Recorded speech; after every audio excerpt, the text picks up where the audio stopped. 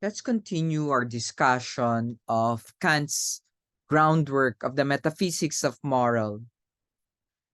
And we ended up at that point where we're trying to explain the importance of purifying the metaphysics of morals by eliminating all empirical elements. Kant, in a frequently misunderstood passage, highlights the difficulty in practice of distinguishing between morally correct actions that are done from as opposed to merely in accord with moral law. Kant's distinctions reflects the opposition between rational and empirical elements that guides every phase of the development of his moral philosophy. To act for the sake of the law or to act from the moral law is to act with the purpose, not just primarily, but exclusively of fulfilling the ethical requirements dictated by a correct moral principle. In contrast to act simply in conformity with the moral law or in agreement or in accord with the moral law is to do what is right, although not exclusively for the sake of doing what is right, but for some motivation other than the fulfillment of the moral law. Kant collects together the alternative motives that might direct a person to do what is also prescribed by correct moral principles as inclination or as what such moral agents are inclined to do. The difference between acting for the sake of the law as opposed to merely in conformity with the law is a matter of intent, whether an agent acts in order to meet the obligations of morality or in order to satisfy a desire. Kant argues, and let's read this one in blue font, in blue highlight. For in the case of what is to be morally good, it is not enough that it conform with the moral law, but it must also be done for the sake of the law. Without these, that conformity is only very contingent and precarious, since a ground that is not moral will indeed now and then produce actions in conformity with the law, but it will also often produce actions contrary to the law. Now, the moral law in its purity and genuineness, and in the practical, this is what matters most, is to be sought nowhere else than in a pure philosophy. Hence, this metaphysics must come first, and without it, there can be no moral philosophy at all. That which mixes these pure principles with empirical ones does not even deserve the name of philosophy, for what distinguishes philosophy from common rational cognition is just that it sets forth in separate sciences what the latter comprehends only mixed together. Much less does it deserve the name of moral philosophy. To consider an example relevant to Kant's distinction, imagine the following case. Suppose there are three persons who undertake what from an observer's perspective appear to be the identical action of contributing pocket change to a worthy charity. The three might have lunch together at a restaurant, and as they are paying the check and leaving, each drops the same amount of coins into a container provided to raise money for the cure of a disease, such as cancer, AIDS, or diabetes. Let us further stipulate, for the sake of argument, that there is a moral principle that requires moral agents to donate surplus wealth to such causes. There appears to be no difference as seen between the actions of the three persons, each of whom is doing what is required of them by the appropriate moral principle. Now, however, suppose that the three persons have significantly different reasons for what they do. The first person donates the money because she understands the ethical law that implies it is morally right to donate surplus wealth to the needy. The second person donates the money because she feels sorry for the persons who suffer from such diseases and wants to do something out of compassion to help ease their pain and spare other persons from a similar flight, but has no knowledge of or consideration of the moral principles that entails what is morally required of moral agents.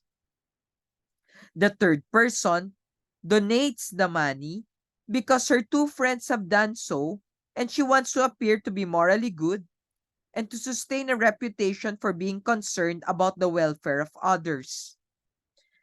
Kant would insist that at most only the first moral agent has acted for the sake of the law, acting for no other reason or ulterior motive or inclination than to do what the moral law requires. The other two persons, although they perform precisely the same action, do not act from the moral law, but merely in conformity with the moral law, doing the kind of action that the moral law prescribes, but without regard for the requirement of the law. From the standpoint of fulfilling our moral obligations to satisfy correct moral principles, their situation is no different than if they were to do something that happens to be morally right inadvertently and entirely by accident, as if they dropped a coin through sheer clumsiness and it fell into the slot in the donations container. Human motives are more complicated than any of these three cases adequately represents.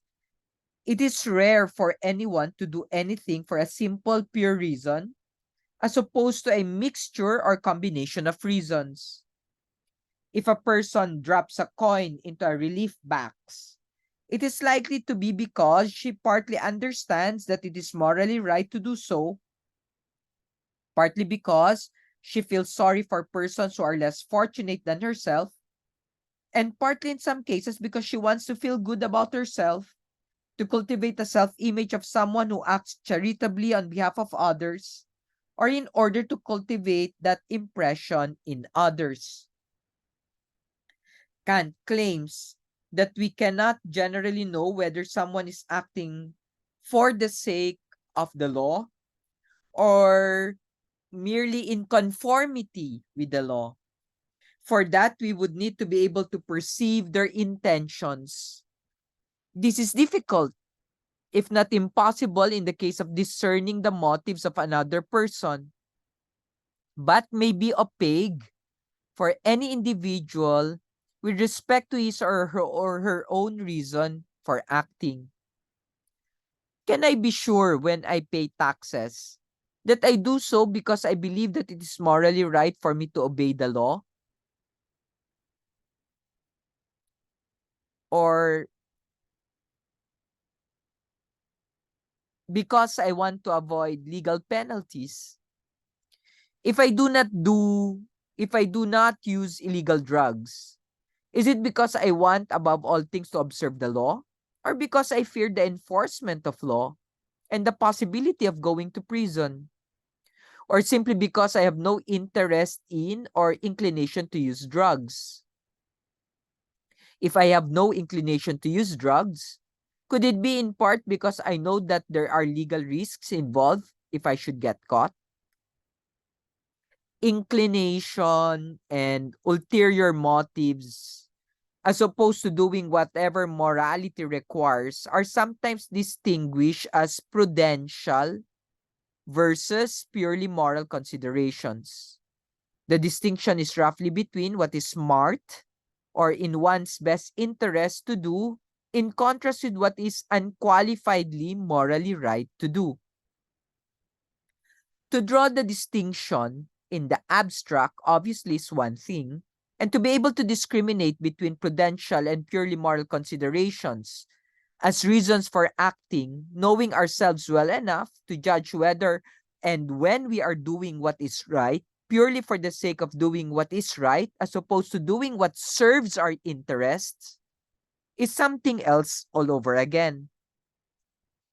Kant says that the metaphysics of morals must be concerned exclusively with the principles of what he calls a possible pure will.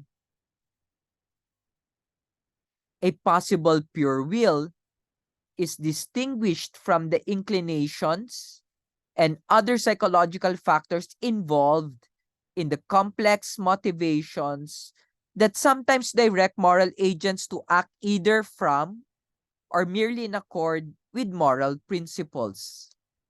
Kant explains, for the metaphysics of morals has to examine the idea and the principles of a possible pure will. There it is, what we are talking about a while ago. And not the actions and conditions of human volition generally, which for the most part are drawn from psychology. That this universal practical philosophy also discusses, though without any warrant, moral laws and duties, is no objection to my assertion. The starting place for the metaphysics of morals, purified as Kant believes it, must be of all empirical elements, is the pure or morally goodwill. It is the only thing considered in the abstract, regardless of how difficult it may be to isolate in practice, that satisfies Kant's requirement for a moral philosophy purified of all empirical elements, or as we might also say, of all prudential as opposed to purely moral considerations.